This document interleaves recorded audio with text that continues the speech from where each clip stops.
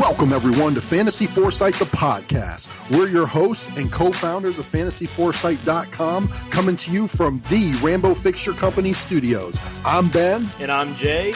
You ready to get rolling, Jay? You know it. Let's do this. All right, let's go. Welcome in, everyone. We are back with part 2 of our 3-part triple header on Sunday, July 21st. We're up and at 'em with the coffee. And this morning, we've got the quarterbacks and the running backs of our home division, me and Steve, in the AFC North. How you doing this morning, Jay? Come on, let's admit it. This is the division we have been waiting for. We are going to bring the heat, bring the thunder. I cannot wait to get going. Steve, how are you doing, my friend? We get to talk about the Browns dynasty.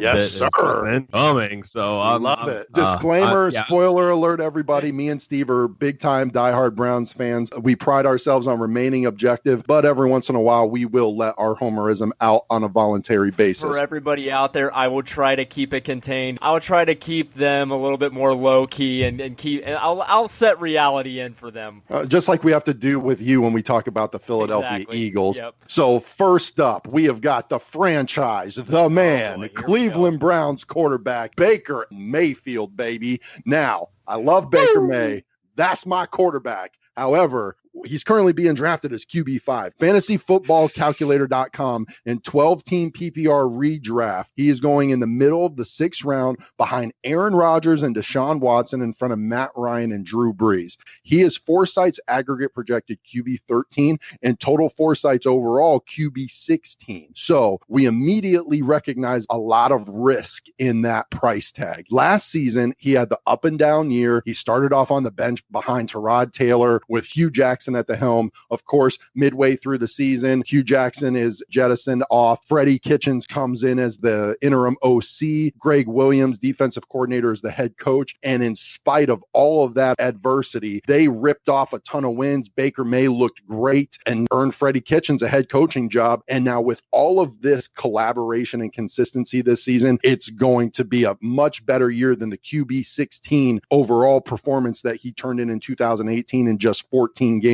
He ended up as QB11 with 27 total touchdowns in 2018. Again, with pretty much all the circumstances, all the cards stacked against him. And I just can't wait to see with a full offseason as the guy, with them bringing in Odell Beckham, with just a lot of the crap from that organization as far as an infighting, inefficiency standpoint, just removed addition by subtraction. It's going to be a much better year for Baker, but that QB5 price tag is just way too high for me. What's his next gen stats look like, Jay? We'll get into this in a minute, but he does have some next-gen stats that do jump off the page at you. He was QB7 overall in average intended air yards. He was QB11 in average completed air yards. So you love seeing that deep ball and big play possibility out of Baker Mayfield. Steve, before we dive into the rest of this, how was he from a consistency standpoint? Yeah, guys, when we talk about consistency with Baker May from last year, we also want to keep in mind there was a monumental shift in how he looked in that offense once Freddie Kitchens took over as the OC. But that being said, when it came to him finishing in the top 6, he did that 3 times, which tied him for QB13. When it came to finishing in the top 12, so QB1 status on a weekly given basis, he did that 4 times, tied him for QB16. And then when you look at his overall average weekly ranking, he had an average weekly ranking of 14, which landed him as QB14, coincidentally. And as far as his playoff performances, we saw him finish as QB20, 19, and 8. Now, it's been pretty well talked about and documented, guys, but when you look at these splits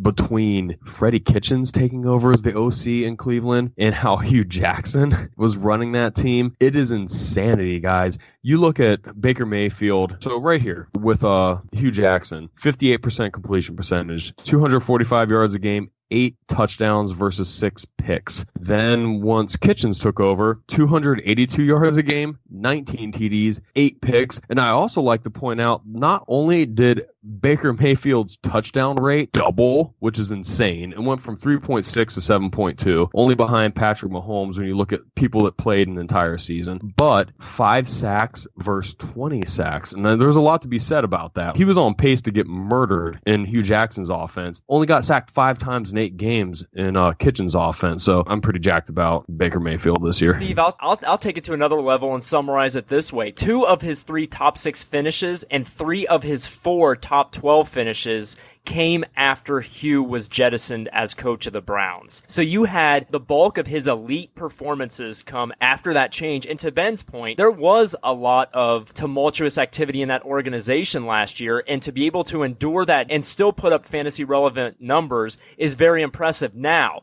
when you look at his accuracy, his passer rating, and things like that, it's a QB2 level. So for me to pay a QB5 overall price for, somebody who has an aggregate projection of QB13, who Total Foresight says is QB16, do I see Baker having a better fantasy finish this season? Yes. Am I willing to invest in QB5 overall price? That gives me a little bit of pause. I gotta be honest with you guys. Yeah, I mean, that's my quarterback. I love Baker May. I think Baker's going to do a lot of great things for the Browns in reality this season, but I think in fantasy, QB5 is his ceiling. That's his season of dreams. That is definitely within his range of outcomes. But in fantasy football, you don't want to pay for a guy's ceiling. You ideally want to pay for his floor, and then anything you get beyond that is gravy. So for me, at that point in my draft, there's way too many high quality running backs and wide receivers for me to even think about the quarterback position. And as much as I love Baker Mayfield, I just can't invest this much this soon on him. And part of that is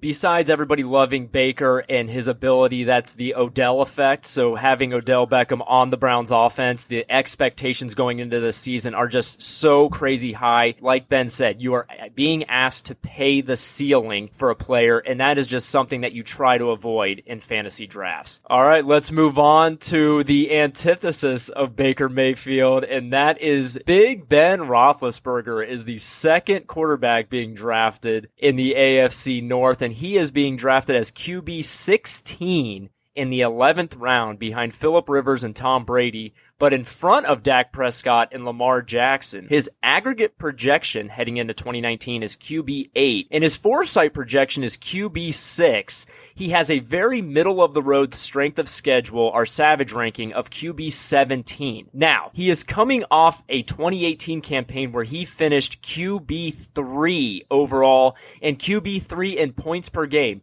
Statistically, it was one of his best seasons of his career. He was QB 1 in pass attempts with over 675 pass attempts. He was QB1 in passing yards with over 5,000 yards, QB5 in passing touchdowns with 34 touchdowns. Yeah, and in next-gen stats, he was QB2 in average time to throw at 2.55 seconds. That speaks to his veteran nature, his extreme knowledge of that offense, getting the ball out quickly, and that is a lot of what contributes to his fantasy success. And not only that, he contributed 3 touchdowns on the ground, which qualified him as QB7 in rushing touchdowns from the quarterback position. So to further that, in Steve's consistency study, Big Ben finished in the top 6 5 times out of 16 weeks. He finished in the top 12 10 times out of 16 weeks, which was good enough for QB4. You would expect that from a guy who finished QB3 overall.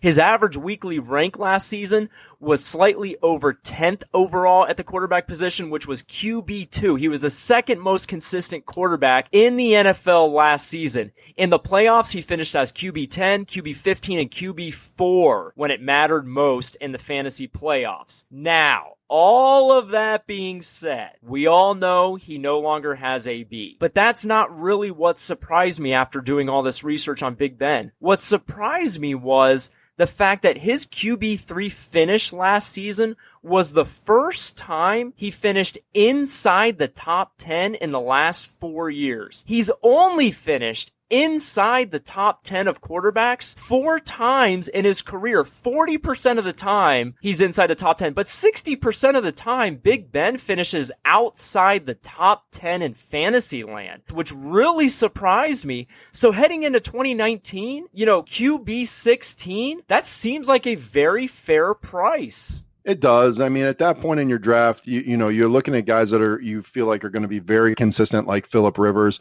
Tom Brady could maybe have a slight bounce back year from his fantasy performance last season. A lot of people high on Dak Prescott. Then you've got some Lamar Jackson truthers as well. But I mean, I agree. For a guy that finishes QB3 last season, you are surprised to see him QB16. And I think that's due to a lot of people not sure what to expect without Antonio Brown being there for him for the first time in how long. And that's it. And I'll come to the Steelers Nation defense a little bit, but for a guy who finished as QB3 overall and who lit it up in the fantasy playoffs, that would always lead people to overreact and take a guy super high and overvalue him heading into the next season, but it's not happening with Big Ben. Realistic expectations are there, and his value is great heading into 2019, and you love seeing that. When you think about it, the 675 passing attempts, I think that clocks in at either 10th or 11th all time in the entire history of the NFL. And I think that the Steelers probably, especially now that you don't have AB, you're going to want to scale back a little bit in the passing game. So I think there's a little bit to be said about that as far as how people are valuing Big Ben and where he's going in drafts. Is, you know, you just think historically he doesn't stay healthy necessarily. He doesn't usually put up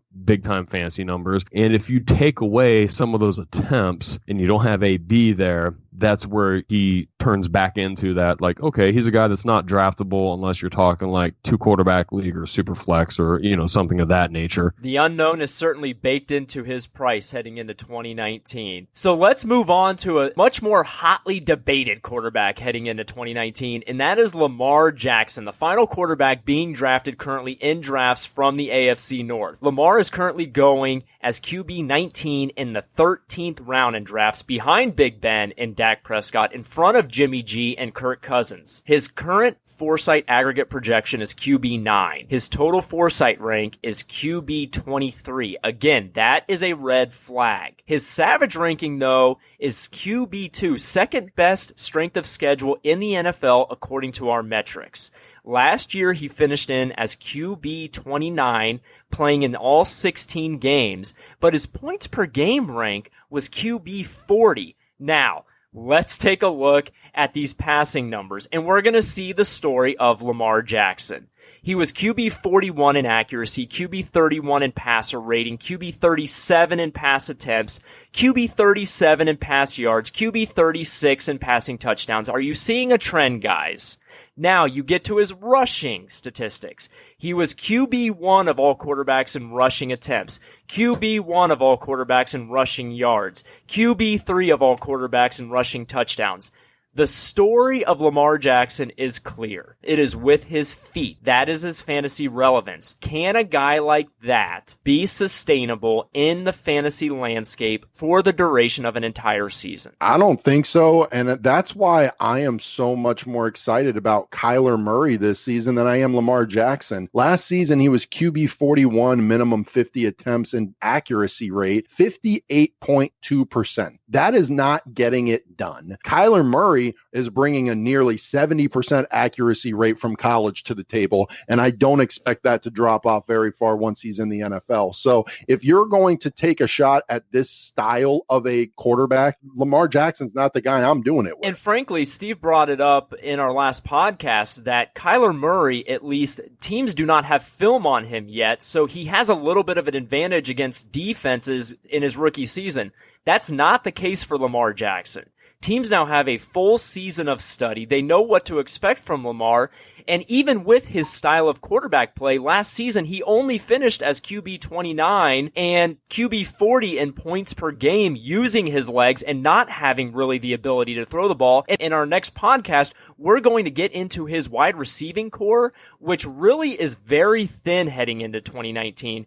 So from a fantasy perspective, unless you're getting some type of rushing touchdown premium in your league, I am staying away from Lamar Jackson in 2019. 2019. Yes, you're absolutely right, Jay. We've seen fantasy rookie quarterbacks have great fantasy success. We have a lot of film on Lamar Jackson, and I don't know. I think we know what we have when it comes to him, and he's just the guy I really want to stay away from this year. Like, I would not be surprised if he's going to struggle to throw the ball. Like you said, his receiving core is thin, and I think he's going to have a lot more trouble running the ball too this season because there's film out on him for NFL defenses to actually digest. Well, we're 3 for 3 here at Fantasy Foresight, the podcast. Not one of us is touching Lamar Jackson with a 10-foot pole in redraft in 2019. And we didn't even mention health risk. Yeah, he's not going to make it through 16 games with that volume. Moving on to the running backs of this division. First up, we've got Cincinnati Bengals running back Joe Mixon. He's currently going as RB8 in 12-team PPR formats, according to fantasyfootballcalculator.com. That is at the back end of the first round behind Melvin Gordon and Lev Bell and in front of James Conner and Dalvin Cook. He's Foresight's aggregate projected RB10, and he's total Foresight's RB12 ranked overall. And the Bengals have the 22nd ranked Savage rating, our strength of schedule metric at Fantasy Foresight. So it's going to be tough sledding for him. And 2 seasons ago as a rookie, he finished as RB34. Last year, he propelled that up to RB10. And he's one of our guys in the preview podcast that we recognize that he might miss a game or two, but in just 14 games, he was still able to give you an RB10 overall performance, RB9 in points per game. He still carried a very massive rushing workload. He was RB8 in rushing attempts with 237, RB4 in rushing yards, which with over 1,160 rush yards, minimum 50 attempts. He was RB16 with 4.9 yards per carry, and he was RB11 with 8 rushing touchdowns. And in the passing game, he was relevant as well. He was RB18 with 55 targets, RB18 with 43 receptions, and he had 296 total receiving yards, which was good for RB23. That also was a very anemic offense, and now we have the Rams type of offense coming to town with a shift at their offensive coordinator position. And so I expect Joe Mixon to have a very similar or better season than he did last year, but I also acknowledge that he may be out for a game or two. And if you want to look at his next-gen stats, you're not going to find very many appealing ones that jump off the page for you for Joe Mixon. His efficiency rank was RB43. He only faced loaded boxes 16% of the time on his carries, which was RB40, which really was something that jumped out at me and was very surprising because he is kind of a traditional running back, even though he does have PPR upside, but the fact that he only faced loaded boxes 16% of the time was very surprising to me. And his average time behind the line of scrimmage was good enough for RB33, which was also a little surprising for me, I have to be honest. Steve, how was he from a consistency standpoint? So Joe Mixon was pretty outstanding from a consistency standpoint. So Joe Mixon had 4 times where he finished inside the top 6, which is really elite. And then when you look at how many times he finished in the top 12, he did that 7 times, which actually clocks him in at tied for RB7 in that metric. And when you look at how many times he finished as a top 24 running back, he tied for RB14 with 8 performances within that range. And when you look at his average weekly ranking, he was the 10th most consistent running back at RB10 with an average weekly ranking of 17.2. Really sensational when you think about it. Here's my only thing about Joe Mixon heading into 2019. He's a high volume guy, excellent rushing efficiency, but against very few loaded boxes. And while he missed 2 games, the Bengals now have 2 key injuries to their offensive line. So the fact that you have, some question marks on his O-line, he didn't face a ton of loaded boxes last season with these numbers, I feel like a little bit of regression could be coming for Joe Mixon. I think he's still an elite running back, but maybe a back-end RB1, high-end RB2 numbers for the duration of the 2019 campaign, and you're just being asked to pay an RB8 price. I like our ranking in total foresight of RB12. Yeah, I mean, you look at the price tag versus the projection versus our total foresight rank. RB8 is the price tag, RB10 is the projection, RB12 is the total foresight rank. So, yeah, definitely agree that you want to spend a little bit less on Joe Mixon than you would at the point that he's currently being drafted. But I will say, Joe Mixon earned a lot of respect from me last season from the fantasy football realm. I didn't think he was going to be able to stay healthy as much as he did. And even though he missed 2 games, he was still able to be RB10 overall and RB9 in points per game in that offense. That should improve a little bit. I understand he's got some offensive line issues, but think about the way Todd Gurley has been used over the past several seasons, running and passing equally. Now Joe Mixon has already been relevant in the target and reception category of the running back position, but I expect that to really take a big leap forward. 55 targets could really go up to more of the 70-80 range, and that could really impact his fantasy outcome in 2019. All right, let's switch gears to the Pittsburgh backfield and talk about James Conner, who is currently being drafted just behind Joe Mixon as RB9 very early in the second round, going behind Lev Bell, Joe Mixon, in front of Dalvin Cook and Todd Gurley. His Foresight aggregate projection is RB8. His total Foresight ranking is RB9. He has the second worst Savage ranking for the 2019 season. Last season, he finished in as RB6 in Lev Bell's absence, played in 13 games, and was RB7 in points per game average. He was RB11 in rushing attempts only in 13 games, and RB11 in rushing yards with 973 yards in only 13 games. He was RB3 in rushing touchdowns with 12 scores, and just like Joe Mixon, was fantasy relevant catching the ball too. He was RB14 in targets with 71, RB12 in receptions with 55, and RB9 in receiving yards with almost 500 receiving yards. And timeout, Jay. Just to my previous point about what an influx of targets could do for Joe Mixon, compare Joe Mixon and James Conner's rushing volume, and Joe Mixon had more attempts and more rushing yards, but James Conner had more rushing touchdowns, and he had a lot more volume when it came to targets and receptions and receiving yards. So as far as production goes, I could definitely see Joe Mixon's line looking a lot more like James Conner's did last year. That's very true. Yeah. And James Conner faced a much higher percentage of loaded boxes. So his efficiency wasn't as great, but that's because he faced a loaded box 28% of the time, which was 11th most of any running back, and was still able to finish as RB6 overall in only 13 games. Good Lord. And that's with AB there. That percentage might go up a little bit more though this season. And now you're vacating all of those targets, and not to mention some tight end targets are also vacating with Jesse James also gone, and really Jalen Samuels is not a huge threat to James Conner's workload. So with that, Steve, I'm sure his consistency study was off the charts as well. Yeah, James Conner was definitely a guy that you were very happy to have on your fantasy roster last season. Look at how many times he finished in that rarefied air of being a top 6 running back. He did that 6 times, guys. And then you look at how many times he finished in that RB1 range, so top 12. He did that 7 times, which actually tied him for RB7 in that metric. Then when you look at how many times he clocked in as an RB2 or better, he did that 10 times, guys, which tied him for RB8. And you have to keep in mind, he missed 3 games down the stretch. He's not being penalized for that. So it's one of those situations where it's if he's on the field, he was money last year. And then his overall average weekly ranking comes in at RB7 with an average weekly ranking of 12.8. Pretty much he averages an RB1 performance or better. So incredible season. And you guys brought it up a little bit. It will be interesting without AB there, and I was very surprised when you guys talked about how many times he faced a loaded box, considering how often they threw the ball and how often they had everything spread out. It's just very intriguing to me. I did not know that until, about 2 minutes ago. So James Conner was the 7th most consistent running back last season. He was the 7th most consistent running back last season. 10 out of the 13 times he was on the field, he was a running back 2 or better. And he did all this last year on the heels of recovering from cancer, ladies and gentlemen. He is another year removed from that. And even though they are losing AB, I think that James Conner is still going to maintain his points per game relevancy, because even if the rushing lanes aren't there, he's still going to be the primary goal line back, and he is still going to get a ton of passing volume. So I have a lot of faith in James Conner.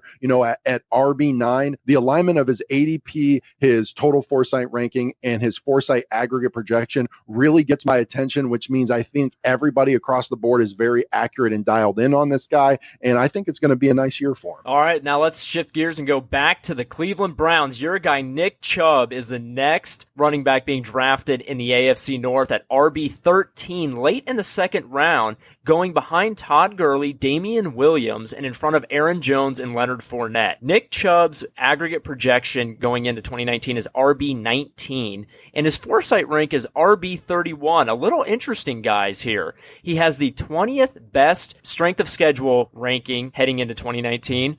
And last season, he finished RB17 in 16 games, but really only started 10 of those 16 games. So he appeared in 16 games, but really only got a full workload in 10 of those games. Managed RB25 points per game. So again, that is discounting his lower workload in 6 of those 16 games. He did come in as RB17 in attempts with just shy of 200 attempts. He was RB10 in rush yards. He had 1,000 yards until one play late in the game knocked him back under, finished with 996 yards. He was RB16 in yards per carry, over 5 yards per carry with a minimum of 50 attempts, and was RB11 with 8 scores. Now, he was not a huge factor in the passing game. He ranked very low in targets, receptions, and receiving yards, but where he did excel was receiving touchdowns. He had 2 receiving touchdowns, which surprisingly was good enough for RB17 overall. Yeah, and one of the most impressive things about Nick Chubb in 2018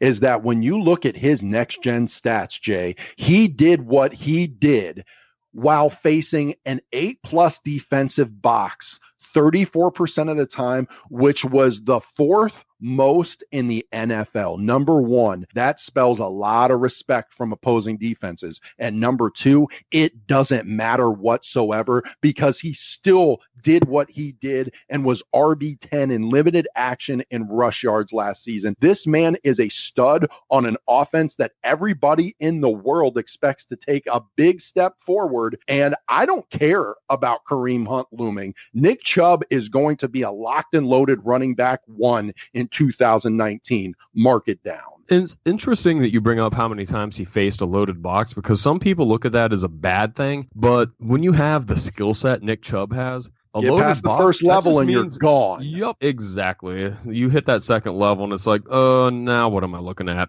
And that's where you did see big run. He had some home run hitting type big breakaway plays last season. You have to love that, especially from a fantasy perspective. And then when you look at him from a consistency perspective, Nick Chubb, given the fact that he didn't really take over that lead role until Carlos Hyde was traded, and we're looking at weeks 7 through 16, overall average weekly ranking, guys, he was the 9th most consistent running back in all of fantasy. And we're talking about somebody you can't even, talk about the first 6-7 games he played in.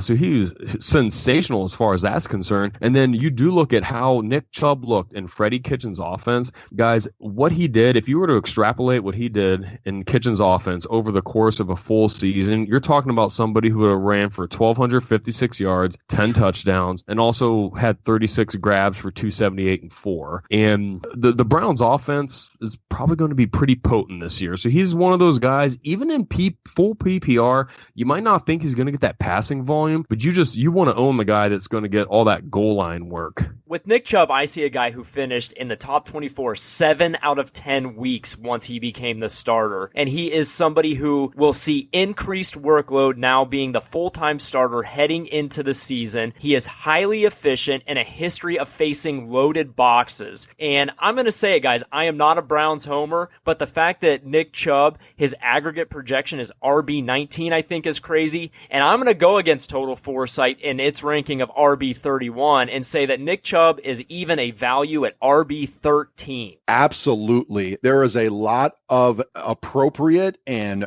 merited hype around our Cleveland Browns in 2019. But I will say this, there is not one player from a fantasy perspective on the Browns offense that I have more confidence in 2019 to deliver and exceed upon those elevated elevated expectations than Nick Chubb. Totally agreed. Now, let's go towards expectations in a completely different situation, and that is Mark Ingram with the Baltimore Ravens. He is currently being drafted as RB23 behind David Montgomery and Phillip Lindsay. He's being drafted in the middle of the 4th round and ahead of guys like Kenyon Drake and Sony Michel. His current aggregate projection is RB30, but his total foresight rank is RB19, and that is a healthy respect from what he's produced from a fantasy level in his career. He has the number 1 Savage ranking heading into 2019 as far as strength of schedule goes. And with a history of fantasy finishes in the last 5 years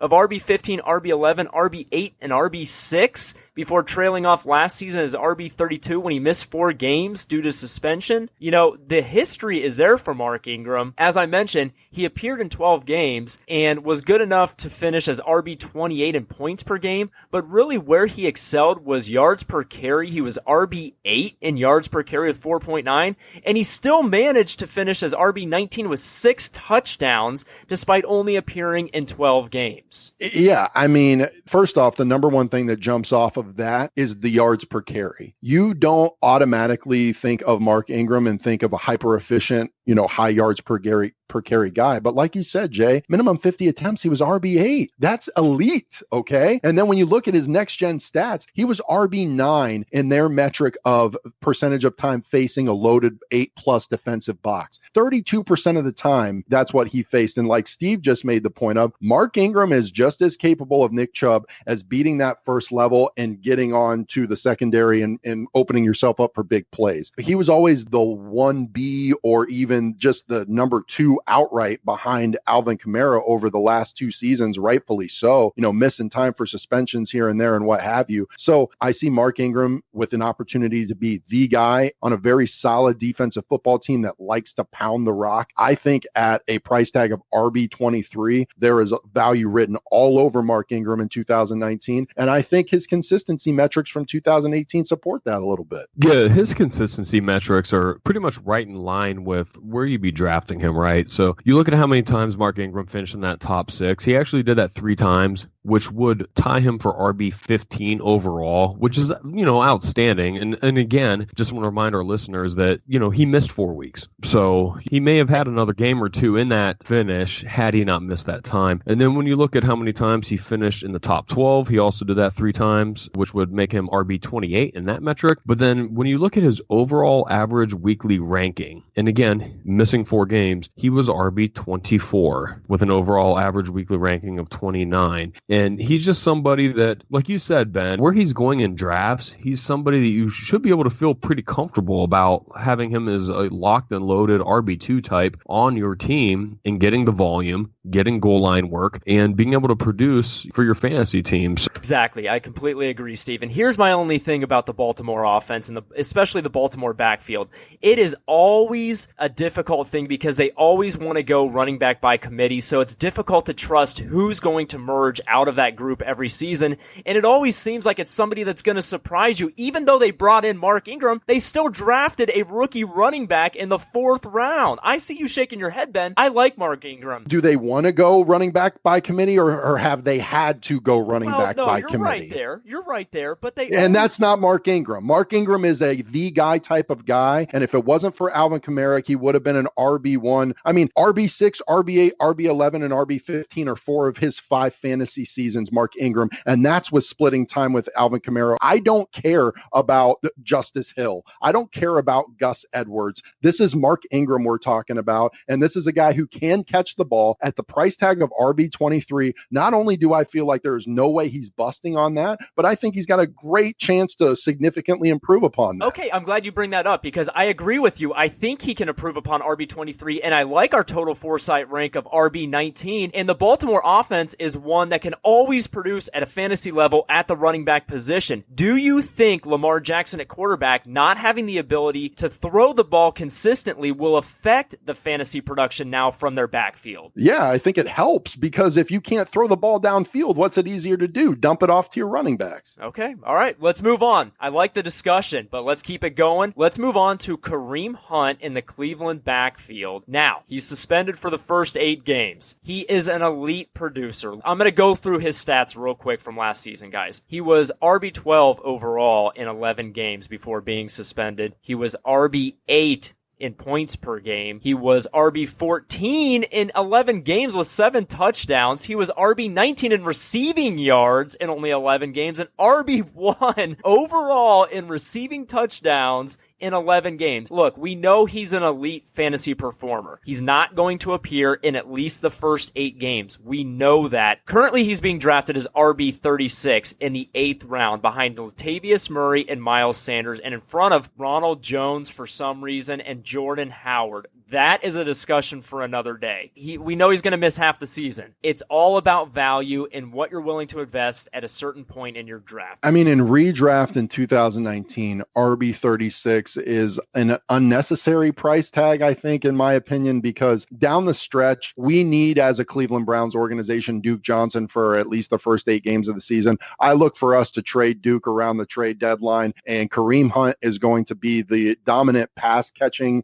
guy in the backfield who obviously can do it all. So when you're talking about long term, it'll be interesting to see if the Browns try to trade Kareem Hunt and cash in on the value and have Nick Chubb be the guy, or if this is truly going to be just an absolute beast of a backfield going forward in a 1A, 1B type of situation, because just in 2019, from specifically a redraft perspective, I do not see Kareem Hunt being that relevant, except maybe in a DFS or best ball situation from a week to week standpoint, because that's just how it happened to trend that week. I think Nick Chubb is going to absolutely blow up in the first 8 weeks. He has been a very high character guy throughout his college and NFL career so far. And I don't think there's going to be any desire to pull him back as far as being the lead dog. I think it's just going to be more of, hey, let's make sure we spell him, keep him super fresh, keep both of these guys at the top of their game as we hopefully are making a playoff run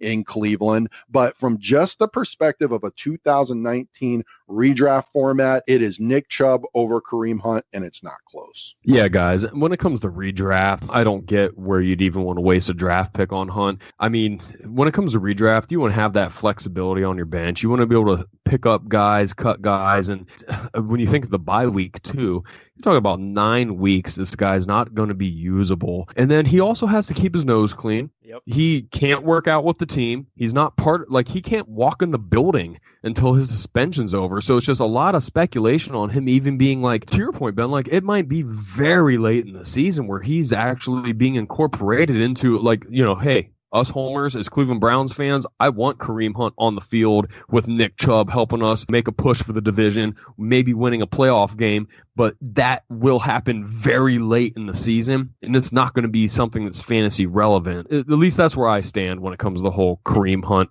fantasy football thing. He'll be fresh, but soft tissue injury is always a concern in situations like that. But really, it also depends on your league settings. If you have a deep bench and you can stash a Kareem Hunt to have a trade asset late in the season to maybe help you fortify your fantasy team heading into the playoffs, that's not a bad chip to have in your back pocket. Us, in our home league, we have very thin benches, so that's not a realistic thing, at least for us to do strategically in our league. Absolutely. I am taking the lead. Pittsburgh Steelers running back Jalen Samuels. Did you hear what I said? Running back, not tight end. Yes. That's all that needs to be said. Any platform out there that lists him as a tight end, right, you need to stop it. Right. He has never played a snap as a tight end in the NFL, and he's not going to. Don't let people use a running back at the tight end position. Yahoo, ESPN, etc. It's garbage. Moving on. That's my tight end, man. That's your running back at your tight end spot, man. One quick interesting stat, though. Jalen Samuels last year had more receiving touchdowns than James Conner. I just found that interesting. Yeah, fluke. Those are going to James Conner this season. All right. Justice Hill is currently being drafted in this division. He's the rookie in Baltimore. We touched on him briefly. It looks like he's just being groomed to be a Mark Ingram replacement because, according to Dane Brugler and his college career, he's not a huge receiving threat. There's question about whether or not he can be a 3-down back in the NFL. So it seems like he's going to be Mark Ingram really 2.0, so he can be there as a great cuff. He may get an opportunity to get some carries, but really he's going to be a bench stash for 2019. And look at the guys he's going around, Jay, even at the late RB53 price tag at the top of the 13. Yeah, really. Do you not love all these running backs more than him? Listen to this. Naeem Hines, lock it up. Devin Singletary, super upside, could be the guy. Dion Lewis, if you're not a believer in Derrick Henry, then you're probably a believer in Dion Lewis. And Matt Breida, who lit it up that we just talked about last episode. Yeah, I completely agree. Yeah, Ben, I mean, Justice Hill, he only has to compete with like 4 other guys for touches. Right, exactly. Right, oh, man. I like Justice Hill, but yeah. Yeah, I mean, Justice Hill, not a bad back. Fantasy relevancy in 2019 redraft formats is going to be minimal, in my opinion. Exactly.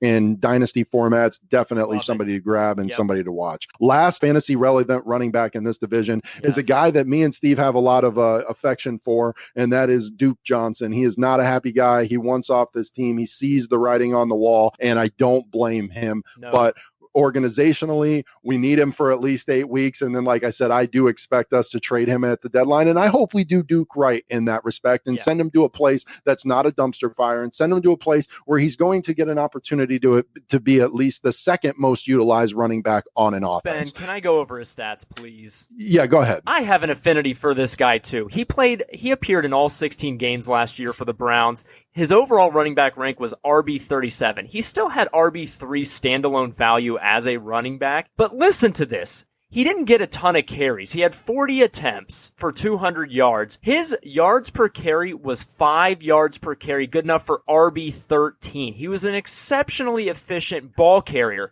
But then you look at his receiving ability, which is where we all know he is dangerous, even with his very limited sample size. He was RB17 in targets, RB17 in receptions, RB14 in receiving yards, and RB12 in receiving touchdowns. Every time the guy gets the ball, he does something with it. He's the James White of the Cleveland Browns. Give the guy the ball some more. You're right, Jay, but unfortunately that conversation is no longer relevant until he is traded. I know, you're right. Even agreeing with you about how talented he is, agreeing with what his usage could and should be through the first 8 weeks, with how publicly disgruntled he clearly is, firing his agent, demanding trades, all that. Even at the 14th round, I don't feel comfortable drafting him because I don't know what his attitude is going to be like, what his utilization is going to be like, what his status with the team is going to be like. So I don't even think it's safe to throw that dart on him this year.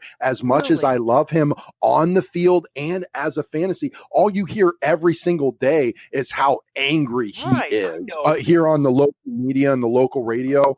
Behind the scenes, Duke wants out. He does not want to be even second fiddle to anybody, let alone third fiddle to anybody, because he agrees with you, Jay, that all he needs is more touches to absolutely shine in the NFL. So he's going to get that at some point. Jay, I would think he might, but I'm just saying it's a very tumultuous situation with him and the Browns right now, and it's a very iffy situation for a guy who at best is going to be the passing down running back type on a good offense for half the season. But he's going in the 14th round behind guys like CJ Anderson and Kalen Ballage, and in front of Go ahead. Talent's there. Talent and efficiency is there. I don't know if the intangible situation is going to be such that he even gets the opportunities that he normally would. I'm just saying, if you have room on your bench to take a guy in the 14th round who, once he gets traded, could be an elite fantasy performer, that is worth carrying on your bench and stashing. More than Kalen Ballage, who could be the guy by like week 3. I mean, look what I'm just asking. Okay. Does Duke Johnson have an opportunity to be the guy at any point in the season, bro? Come on. No, PPR, not even close, PPR. man. I love it. And guys, I do want to point out quickly, in Freddie Kitchens' offense, running backs do not get a lot of targets, which is interesting. So when you look at Duke Johnson's value, as far as even in the first 8 weeks on the Cleveland Browns, it takes a little bit of a hit But to your point, Jay, if he could be somebody who could be a league winner if he gets traded into the right situation, like go to Tampa Bay. Thank you, Steve. End of episode. I said the same thing. Love it, guys. All right. That wraps up another great episode of Fantasy Foresight, the podcast. What do we have coming up next, Ben? We have coming up next you shutting up about Duke Johnson. I just wish you liked him. I love Duke Johnson, and I love him more than you do. All right, don't forget you can find us at the Midwest Fantasy Football Expo on Sunday, August 18th from noon to 6 p.m. We have a lot of exciting things planned for the expo. Stop by. Don't forget, we will be giving away the final spot in the Fantasy Foresight Challenge that day. And if you have forgotten, the Fantasy Foresight Challenge is your opportunity to take on Team Foresight in a 12-team season-long PPR fantasy league. The winner of the league will take home $1,000. We don't think you can beat us in our own game. This is your opportunity to prove us wrong. All you have to do, go to Twitter, find the link, make a small donation to Special Olympics to get entered, and then we will select the 6 entrants who will take on Team Foresight this season. All right, next up, we will be back at you for the 3rd time today with the wide receivers and the tight ends of the AFC North. Can't wait. And it's only going to get more spicy. And that wraps up this episode of Fantasy Foresight, the podcast. We thank you for joining us. Be sure to visit us, as always, at fantasyforesight.com. Use the links at the bottom of the page to find us across social media, including Twitter, Facebook, YouTube, and wherever you pod. We hope you enjoyed the episode, and we'll see you next time.